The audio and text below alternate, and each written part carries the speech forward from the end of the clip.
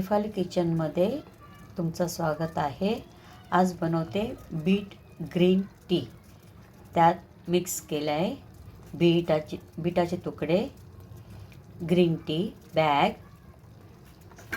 पाणी, बडीशेप, जीरा, दालचिनी पावडर टाकून उकळी घेते. त्यानंतर सब्जा मिक्स करणार आहे. मग आपली झाली बीट ग्रीन टी.